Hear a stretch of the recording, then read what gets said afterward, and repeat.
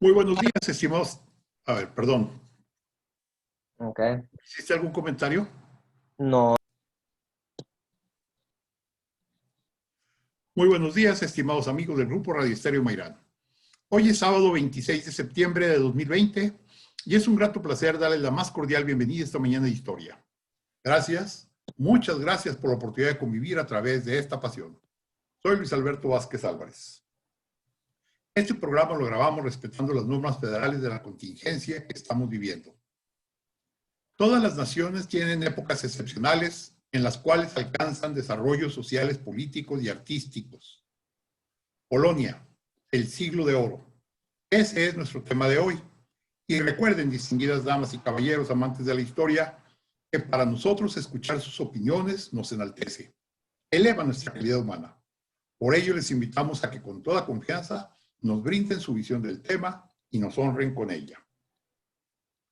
Con mucho agrado damos la más cordial bienvenida a nuestro distinguido invitado, Maciej Bronecki, doctor en Ciencias Políticas con la especialización en Relaciones Internacionales por la Universidad de Breslavia, en Polonia. Posgrado en Estudios Latinoamericanos en la Universidad de Varsovia. Intercambista en el Tecnológico de Monterrey, Campus Chihuahua, y en la Universidad Lufona de Lisboa, en Portugal. Emprendedor en el sector turístico en Europa Central, fundador de la agencia de viajes Viadrina Tours, cuya misión es presentar el interesante patrimonio histórico y cultural de aquella región europea. Muy buenos días, Maciej. buenos días otra vez y otra vez muchas gracias de tenerme aquí y vamos pues a empezar nuestra aventura, nuestro viaje al pasado y vamos a hablar de mi época, bueno, una de las épocas más favoritas que es el siglo del oro de Polonia. Pero antes nos habías comentado que tenías la idea de hablarnos un poco más sobre ese gran gobernante de Polonia que fue Casimiro el Grande, del cual platicábamos al final de la semana pasada, pero que quieres ampliar algunos aspectos interesantes, como por ejemplo, cuáles fueron los principales desafíos y los problemas que Polonia enfrentó tras su muerte. Sí, claro que sí, porque eso tiene mucho que ver de lo que vamos a hablar ahora. Porque cuando muere Casimiro ya hablamos que fue un estupendo gobernante, que sí, él mejoró mucho Polonia, que desarrolló muchos diferentes aspectos de la vida social, económica, científica, etcétera. Pero el problema más grande de Polonia en aquella época fue algo que ya había pasado durante esta fragmentación feudal. ¿Por qué? Porque cuando Polonia, aún de aquel entonces, seguía dividida entre diferentes ducados, el norte de nuestro país, al mar Báltico, vivía este tribu de los prusios, o de los prusianos, como los llamamos, que seguía una tribu pagana. Entonces, el conde local, que se llamaba Conrado de Masovia, tenía muchos problemas de controlarlos y conquistarlos. Y él, déjame decirles, señores, cometió uno de los más graves errores en la historia de Polonia. Es como alguien invita a su casa un amigo y luego este amigo se acaba viviendo en su casa con la esposa, etcétera. Fue un peor momento en la historia de Polonia porque él invita a unos castillos en la frontera el orden teutónico. ¿Qué fue el orden teutónico? Ya sabemos, y a lo mejor hablaron aquí en este radio sobre las cruzadas. Había los caballeros templarios, los de San Juan, que después los conocíamos como los caballeros de Malta, y el tercer orden de caballeros era el orden alemán de los teutónicos, caballeros teutónicos, que fueron establecidos durante una de las cruzadas. Pero claro, ya sabemos que en aquel entonces hubo un momento cuando a los cristianos se les expulsa de la Terra Santa, de la Palestina. Y esos caballeros quedan un poco sin empleo, ya no saben qué hacer, no saben por dónde irse y buscan nueva sede, nuevo lugar donde pueden vivir y desarrollarse. A un momento les invitó el rey de Hungría. De hecho, les dio el castillo Bran. No sé si les suena, pero es un castillo muy famoso ahora en Rumanía porque muchos van allá visitando toda la historia de Conde Drácula, que es un personaje ficticio, pero pues tiene que ver con ese castillo. Bueno, pero el rey de Hungría se da cuenta, esos caballeros no son nada amistosos y ellos no me van a ayudar porque querían separarse muy rápido. Y nuestro pobre conde de la dinastía Piast, el conde de Masovia, no se da cuenta lo que iba a pasar, porque los invita y ellos al inicio reciben un par de castillos y sí luchan contra los prusianos, los evangelizan, los cristianizan, pero también avanzan y construyen un enorme y muy poderoso estado monástico, que fue el estado del orden teutónico. Y en cierto momento crece en el norte de nuestro país un muy poderoso estado, muy bien gobernado, muy bien organizado. Ellos construyen una capital extraordinaria que se llama Marienburg en alemán o Marienburgo en castellano, Malbork en polaco, que es uno de los castillos más grandes del mundo de ladrillo. Entonces ellos organizan un estado muy fuerte, son muy bien organizados, tienen sus comandorías, tienen sus respectivos castillos y poco a poco impiden a Polonia desarrollarse. ¿Por qué? Porque durante el gobierno de lo que ya mencionamos, Ladislao el Codo, el que reunificó Polonia en 1308, se empoderan del mar Báltico. Más que nada de la ciudad muy importante que está en el río Vístula, donde desemboca ya el río Vístula al mar Báltico, el Gdańsk o el Danzig, depende cómo lo vamos a llamar en polaco o en alemán. Una ciudad importantísima para Polonia. Vamos a hablar también de esta ciudad un poco más tarde cuando nace Solidaridad de los astilleros, porque es mismo ahí. De aquel entonces, Polonia ya pierde acceso al mar. Y es importante porque Vístula o todos nuestros ríos básicamente desembocan en el mar Báltico. Y fue un importantísimo, muy fuerte modo de comercio. Ya sabemos que las rutas no eran buenas. Bueno, no era el Imperio Romano, ¿verdad?, que construía buenos caminos. Entonces, las mejores autovías, podemos decir, fueron los ríos fluviales, donde se podían mandar barcos con productos, etcétera. Y los teutónicos imponían muchos impuestos, ponían unas grandes trabas, problemas para el comercio. Y también, entonces, el Estado teutónico fue una gran amenaza para Polonia durante el gobierno de Casimiro el Grande y luego también cuando él muere. Y eso fue la razón por la cual Polonia hace algo muy extraordinario, porque se unifica o forma una alianza con Lituania, con Gran Ducado de Lituania. Lituania, señores, en aquel entonces fue uno de los países, uno de los más grandes en Europa. O sea, si hablamos del territorio, fue muy extenso. También llegaba desde el mar Báltico hasta el mar Negro. Lo interesante es que fue el último país pagano en Europa. Y aquí estamos hablando ya del siglo XIV. Obviamente no podemos decir que todo el país fue pagano, porque no es cierto.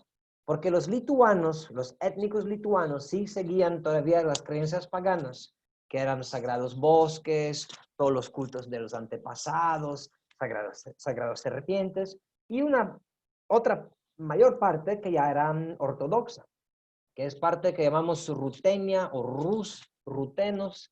Entonces, pero bueno, podemos decir que formalmente fue un país pagano. Entonces, los teutónicos avanzaban mucho, quitando cada vez más territorios de los lituanos y usando como el pretexto la cristianización. Entonces, en este momento, los dos países se unifican y forman una alianza estratégica para derrumbar el orden teutónico. Entonces, cuando muere el Casimiro el Grande, que les comenté que fue en 1370, tenemos un pequeño episodio con una dinastía de Anjou de Sicilia, que era Luis de Hungría, y luego su hija Eduviges. Eduviges que se casa con el gran duque de Lituania, Jogailo, o Jagiełło en polaco. Él se supone que todavía sigue pagano. Así que se forma una unión, él se bautiza y se casa con la Eduviges, que fue una niña de 10, 11 años de aquel entonces, era ya un señor un poco más adulto, y Polonia forma una unión. Entonces, algo muy importante, porque ya se obtiene este efecto de sinergia, Ya los dos países se pueden enfrentar contra el orden teutónico. Y hay una guerra interesantísima que es 1409 hasta 1411, donde logramos juntos derrumbar la potencia, la hegemonía del orden teutónico. Más que nada quería platicarles de una batalla que se llama la batalla de Grunwald, en polaco. Los alemanes lo llaman diferente Tannenberg, que fue una de las más grandes batallas en Europa medieval. Estamos hablando, claro que son estimaciones porque no se sabe bien, pero entre 19 hasta 39.000 soldados, el parte del Reino de Polonia y Gran Ducado de Lituania, y entre 11 27.000 del Estado monástico teutónico, ¿no? Fue una batalla que se luchó en verano. De hecho, si les gusta todo el rollo de grupos de reconstrucción, claro, este año fue muy complicado por toda la contingencia y la pandemia mundial, pero les recomendaría mucho que vayan allá a Grunwald en julio, cuando se celebra la batalla. Es impresionante cuántas personas reactúan la batalla poniendo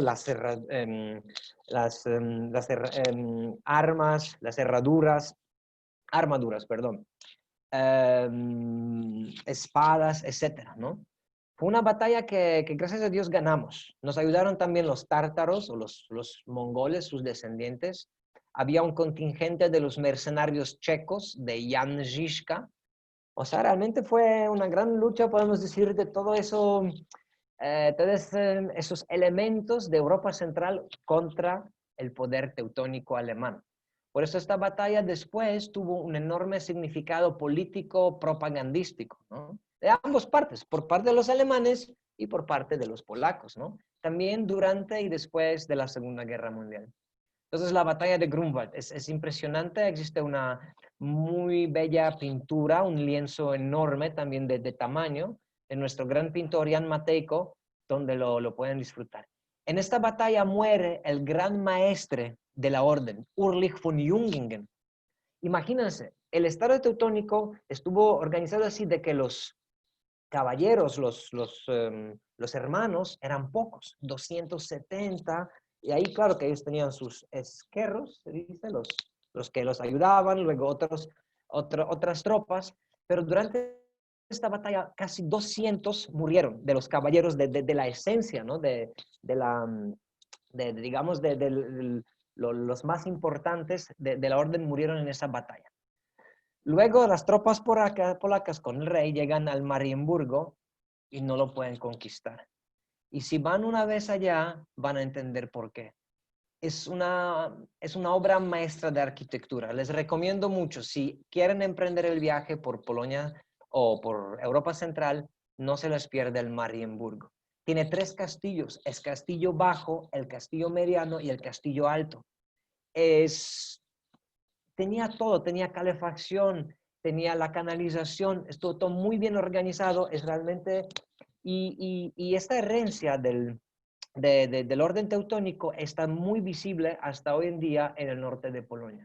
Si viajan a las ciudades situadas al mar Báltico y sus alrededores, van a ver mucho ladrillo rojo, muchas iglesias góticas, castillos, en fin, no lo pueden conquistar porque era casi imposible. Sí, porque en aquel entonces el asedio era bloquear la ciudad y esperar que se les termine la comida o que se le termine el agua. Pues no fue el caso. Así que Polonia tuvo que esperar casi los otros 50 años, 60, cuando hay otra guerra, la guerra de 13 años, cuando realmente se logra derrumbar por fin el orden teutónico. ¿Y saben cómo conquistaron el castillo? No lo conquistaron, simplemente sobornaron a los mercenarios. O sea, el orden teutónico estuvo en mal estado financiero, ya no pudo pagar a sus soldados y el rey polaco les pagó, ellos abrieron las puertas y ahí nos empoderamos de Pomerania y ahí por fin comenzó la etapa cuando Polonia puede crecer y comienza el siglo del oro. Qué interesante esto. Oye, por lo visto, La corrupción se encuentra en todos lados, ¿verdad? Bueno, pues no fue corrupción sensu stricto, porque simplemente como el contrato, el rey no pudo cumplir con el contrato, digo, los teutónicos no podían cumplir con el contrato, así que, bueno, este patrón no me pagó, pues voy con el otro que me paga, ¿verdad? Y ahí es cuando se van. Machay, qué interesante. Vamos a hacer una breve pausa y continuamos. Gracias, Machay. Regresamos a Diálogos con Historia. Estamos platicando con Maciej Bronecki. Él es doctor en Ciencias Políticas con la especialización en Relaciones Internacionales por la Universidad de Breslavia en Polonia y precisamente nos está platicando acerca de ese país centroeuropeo maravilloso que es su patria. Y hace un momento, Maciej, al terminar la pausa, antes de la pausa, nos comentabas algo del siglo de oro de Polonia. Casi todas las naciones en algún momento dado han tenido siglo de oro en diferentes ámbitos, en literatura, en arquitectura, en pintura, en música, incluso en cuestiones sociales, ¿sí? Y lógicamente tienen una buena cantidad de personajes que son los que generan ese sentimiento de grandeza, de ilustración. ¿Por qué no nos platicas un poco acerca precisamente de lo que sería el siglo de oro de Polonia? ¿De cuándo a cuándo fue y cuándo fue este siglo? Bien, pues podemos decir que la derrota no fue terminal y eso fue nuestro gran error, pero cuando acaba esa guerra de los 13 años, que ya les mencioné al final del segmento antes, que acabó justamente la segunda mitad del siglo XV. ¿Mm? La paz se firma en una ciudad llamada Thorn. Los alemanes la llaman Thorn, ¿no? Que es el 1466. Y gracias a esa paz firmada, Polonia obtiene el acceso al mar Báltico, se llama la Prusia Real. Um, y con eso, el río Vístula, que si va en el mapa, este río atraviesa más o menos en el medio el estado polaco, se convierte en una vía muy importante. Y luego hay un montón de barcos que comienzan a llevar más que nada trigo del sur de Polonia y esas partes de Rutenia, donde la tierra está muy fértil. Pero luego también otros productos como los cueros, miel o algo que se llama potasa o ceniza de maceta, que fue un producto importante preindustrial para preparar jabón. Bueno, servía también como fertilizante, era para producir vidrio. Y todos estos barcos van a Gdańsk, ahí los comerciantes holandeses, los comerciantes ingleses, ahí compran esos productos.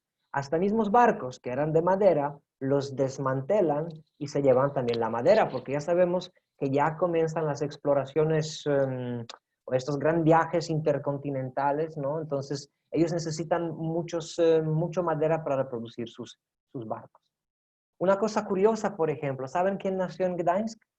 Fahrenheit.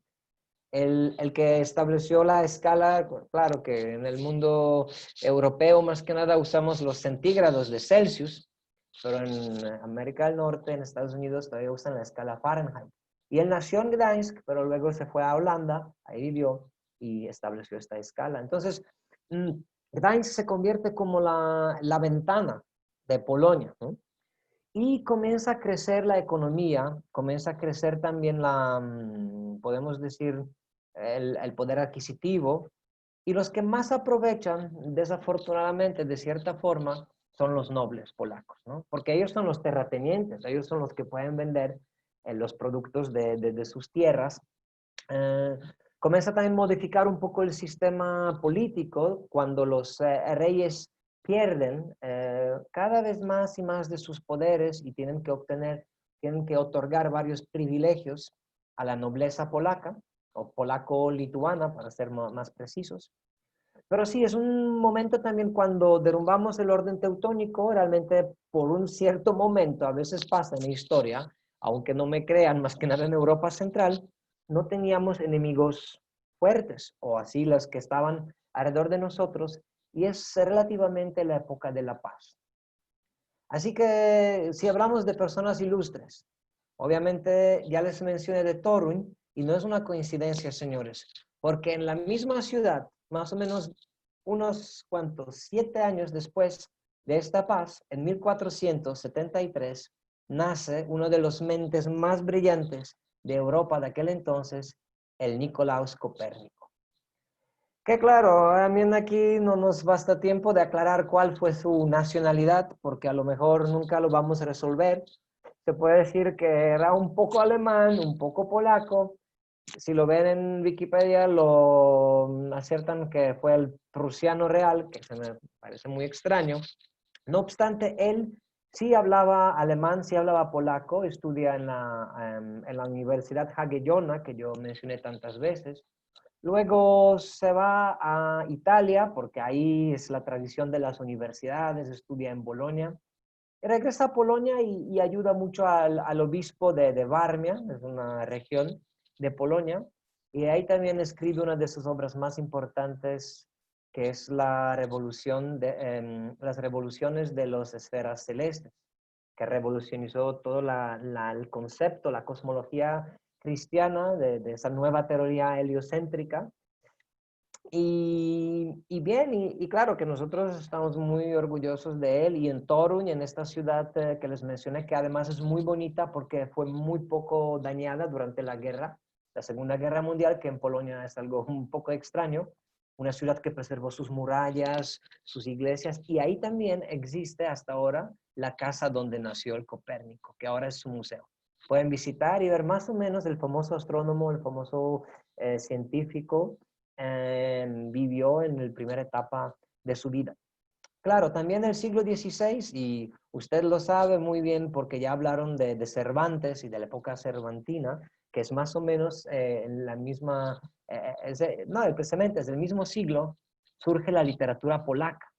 Quiere decir que el latín, que obviamente fue el idioma más importante, poco a poco fue reemplazado por idiomas nativos de cada pueblo, ¿no? Como Martín Lutero traduce la Biblia, la famosa Luther vive al alemán. Bueno, Shakespeare comienza a escribir sus famosas obras de teatro, Cervantes escribe Don Quijote. Nosotros teníamos, por decir, dos poetas, escritores más importantes, uno se llamaba Mikołaj Rey y el otro se llamaba Jan Kochanowski, que para nosotros es nuestro Cervantes, ¿no? Porque escribía muchos poemas, también otro tipo de obras, y es un poeta que realmente,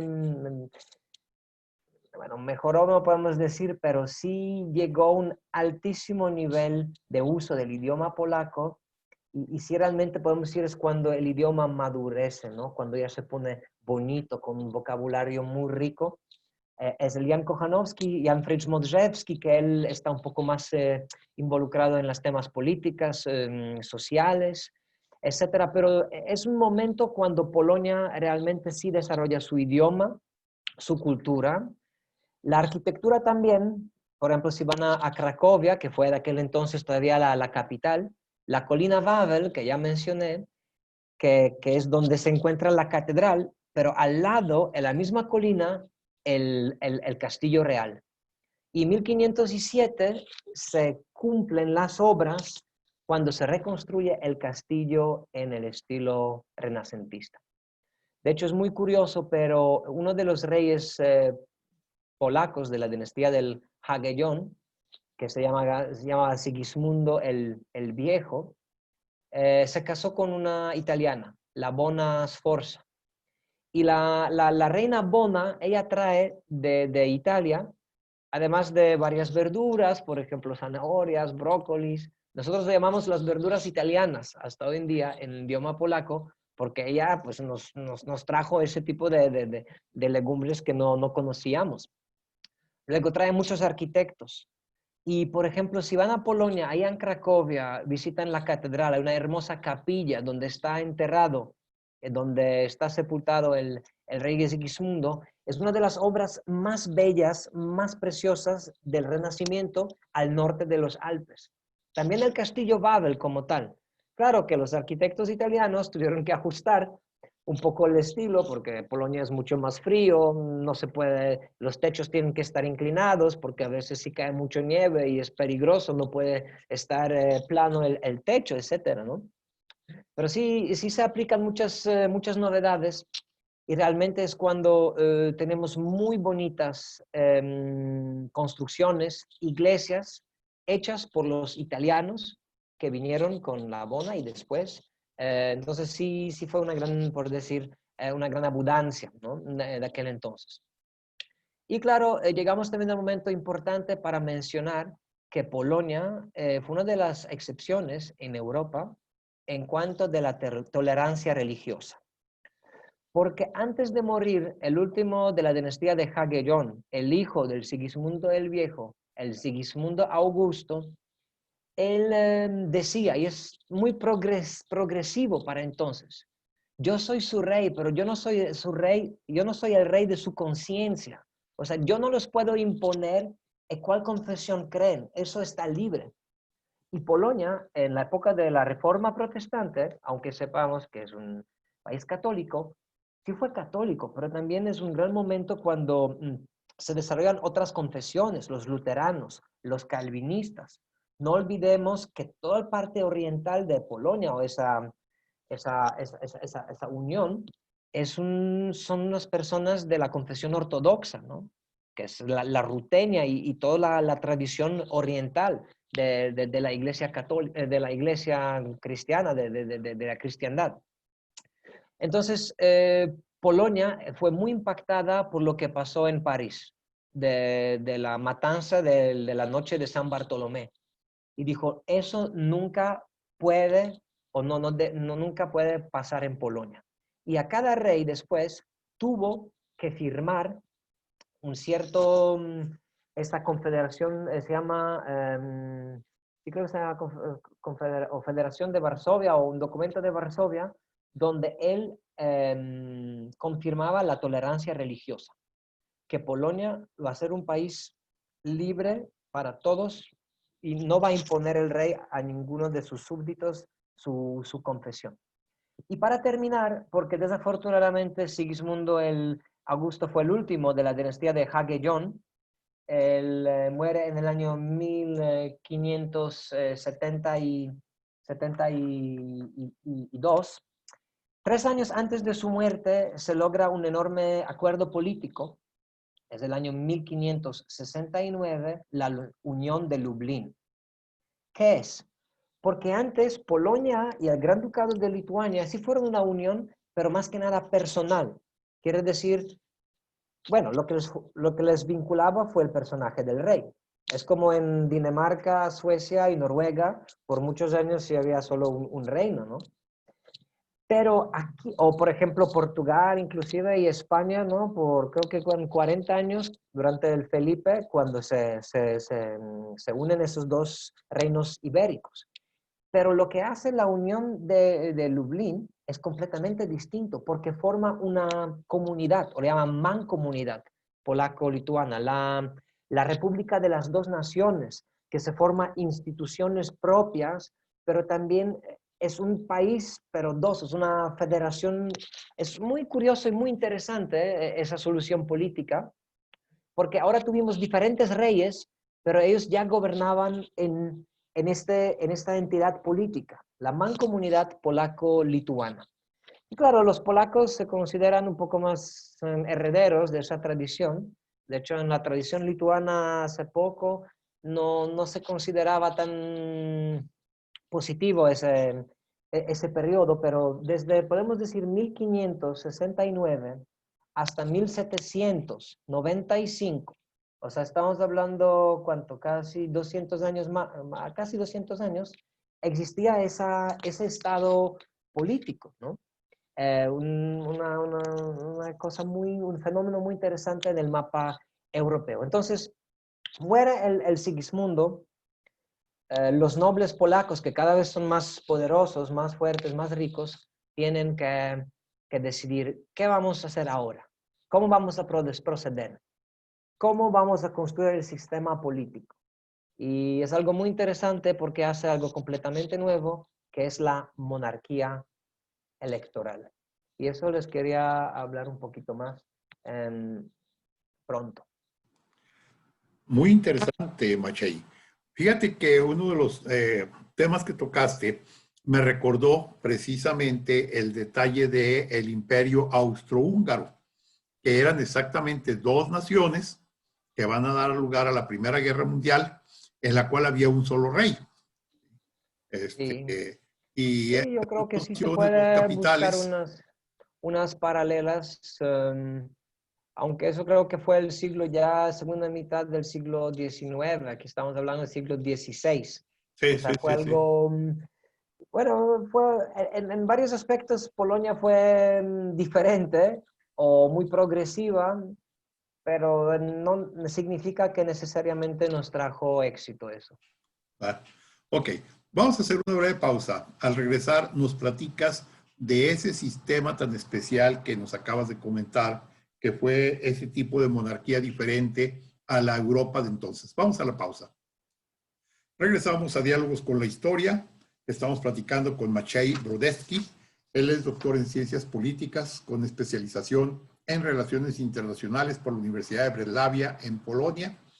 Y estamos platicando acerca de Polonia en esa época tan especial que luego va a dar lugar al surgimiento de un sistema político diferente al resto de toda Europa, porque prácticamente en la época en que Maciej nos está platicando, toda Europa tenía un sistema absolutista, es decir, el rey era todo. Nadie se le ponía al brinco al rey, el rey definía, el rey daba leyes, el rey administraba y el rey hasta juzgaba. Y sobre todo también que el origen del poder en esa Europa de aquella época se consideraba de carácter divino. O sea, que el rey de alguna manera había sido designado por Dios, basándose en los principios, uno de San Pablo, dos de Santo Tomás, y entonces se consideraba que la monarquía tenía un origen divino. Pero, Maciej, nos comentabas que en Polonia se dio un sistema diferente.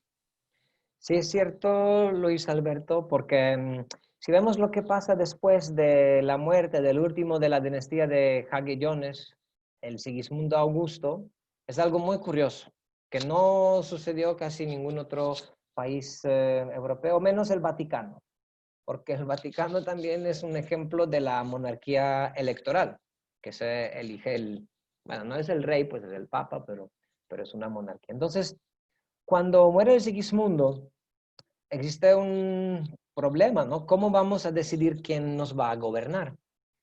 Entonces, se crea un sistema donde los nobles básicamente toman el poder en el país y organizan la elección. Y es cosa muy curiosa porque estamos hablando del siglo XVI, donde de diferentes voivodatos, que son como nuestras provincias, en unos pequeños parlamentos llamados Sejmik, se escogen los delegados que van a Varsovia, una pradera enorme, ahí se juntan y ahí escuchan diferentes candidaturas de diferentes reyes o monarcas europeos y dicen, ese programa sí me gusta, o ese no tanto, etc. Entonces, el primer rey que sigue después del Sigismundo es un rey francés, Enrique de Valois, que viene desde Francia. Él tiene que firmar, podemos decir como su programa, que se llama Pacta Conventa. O sea, él ciertas cosas promete a los nobles. Es como su programa. Y fue curioso porque los nobles, a la hora de ver que él no cumple esas pactas, lo podían derrocar. Era cosa, como dices, casi increíble, porque sí es cierto que se creía que es el poder divino y el rey es intocable. Ese rey casi no duró nada porque después de un año huyó de Polonia y lo huyó en la forma literal. Se enteró que su hermano en París murió y tiene el derecho a la corona y se fue. A los polacos, claro, no les gustó mucho eso y después comenzaron con otro rey que era de parte de Siebenburg o de Rumanía hoy en día, que se llamaba Esteban Batory. Ese fue un buen rey, pero pues era húngaro, ¿no? Es cuando Polonia también llega a, podemos decir, un momento más importante en su extensión territorial. Bueno, un poquito antes podemos decir, pero es realmente donde derrumbamos los rusos. Hay unas batallas en Pskov, más al norte, ¿no? Todavía más arriba, más al norte de San Petersburgo. Bueno, si no me pero bueno, tal vez no tanto, pero ahí por esos rumbos, ¿no? Del mar Báltico. Y luego después, después de este rey, tenemos una dinastía, pero como que es todo elegido, que fue la dinastía sueca que se llamaba Vasa, ¿no?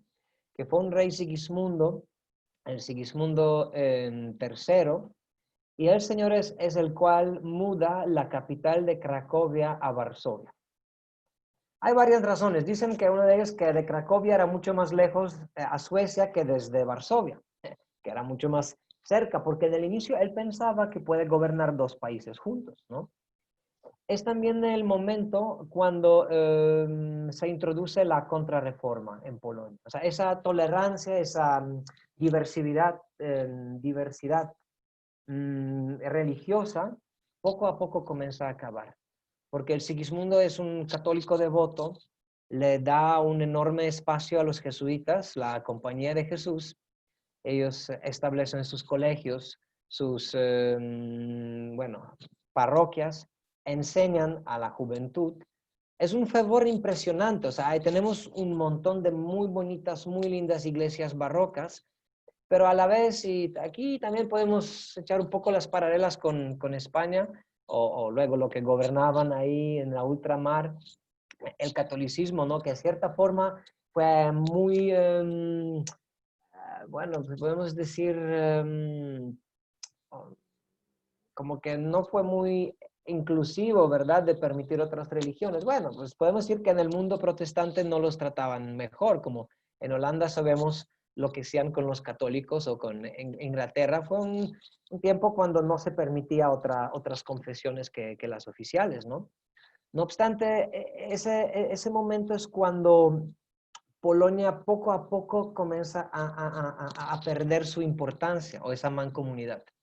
Además, comienza también el siglo XVII, es el siglo de las guerras, ¿no? El siglo de las guerras, por una parte, contra Suecia, porque ya son problemas dinásticos de esa dinastía Vasa. Luego también contra el imperio turco otomano. Ya sabemos que los turcos otomanes fue un gran estado que básicamente se empoderó de todo el sur de Europa, todos los Balcanes, Grecia. Y ellos también, de cierta forma, controlaban el Kanato de Crimea, que eran los descendientes de los mongoles, los tártaros, que cada año básicamente organizaban estas ingresiones o estas invasiones al territorio polaco, más que nada porque ellos no eran campesinos, los mongoles, eran nómadas. Entonces ellos robaban la comida y luego llevaban consigo los esclavos también, así llamado yasir, ¿no? Que fue muy dañino para la economía polaca porque fueron territorios muy fértiles, muy buenos, y en cada rato fuimos invadidos por esas hordas, podemos decir, de los mongoles. Del otro lado también, y decimos que fue uno de los errores políticos de Polonia, de esa mancomunidad, que estaba compuesto de solamente dos factores o dos elementos, los polacos y los lituanos. Pero lo que faltó de cierto momento fue reconocer el tercer miembro de esta mancomunidad, que eran los rutenos, lo que hoy en día podemos decir los ucranianos, ¿no? Porque lo que pasa en el sur de aquel entonces, esta mancomunidad, había una tierra como un poco poblada. Era tierra peligrosa por los tártaros y muchos campesinos que eran, bueno, que era el feudalismo duro, ¿verdad? Y la vida de un campesino no fue nada agradable, no fue agua de rosas. Huyen de sus señores feudales y ahí forman un estado, como podemos decir, de los piratas, como la isla de Tortuga de los piratas de Caribe, que se llaman los cosacos. Los cosacos y su capital era Sich. Los cosacos de Zaporozhye, porque eran varios cosacos para no confundirse. Luego los rusos también tenían sus cosacos. pero estos eran cosacos y ellos comienzan a invadir el Imperio Otomano.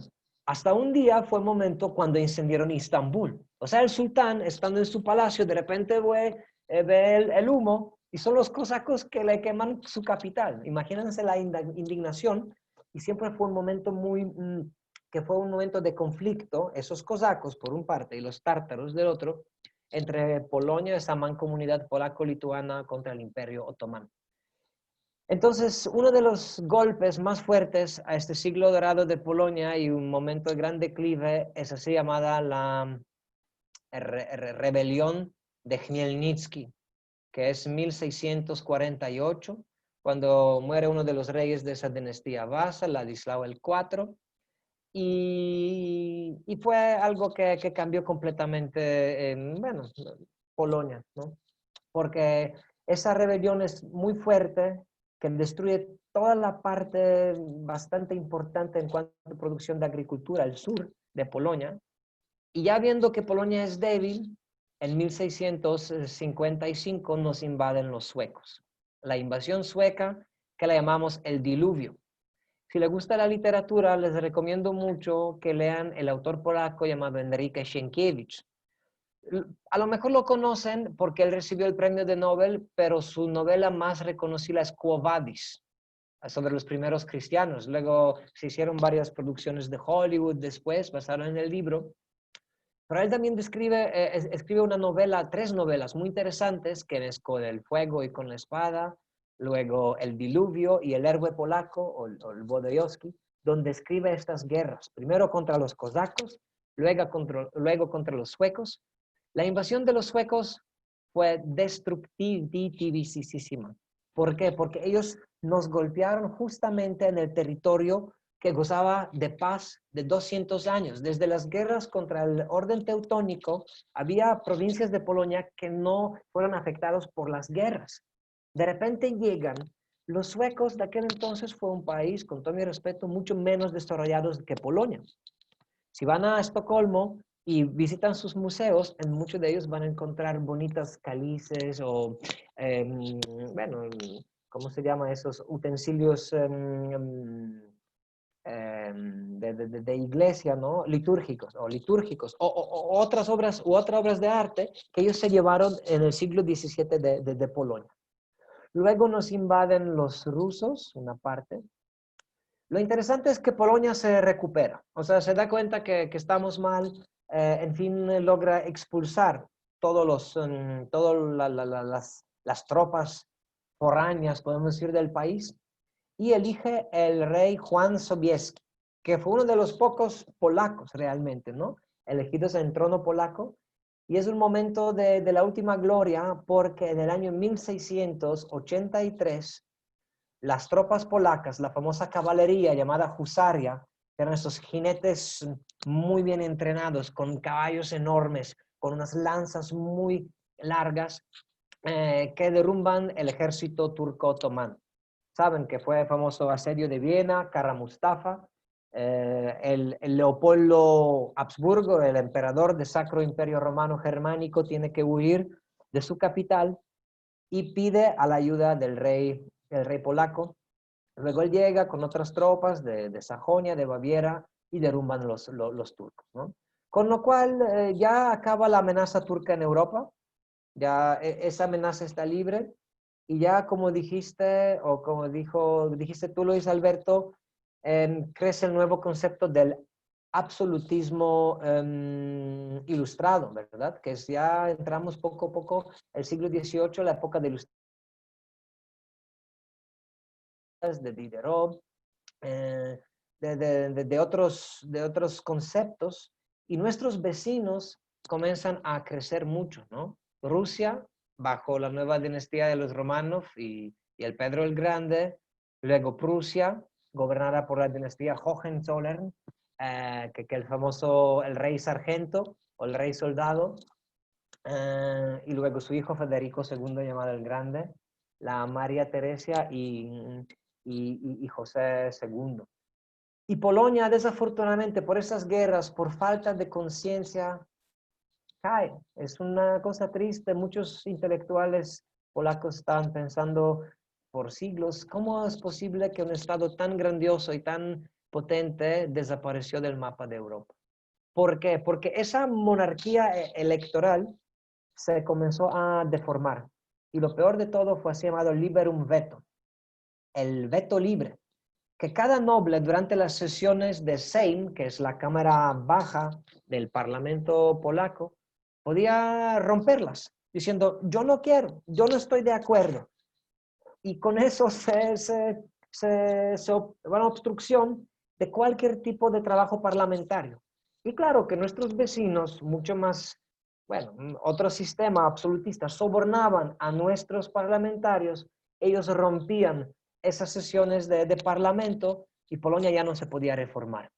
El ejército era muy poco.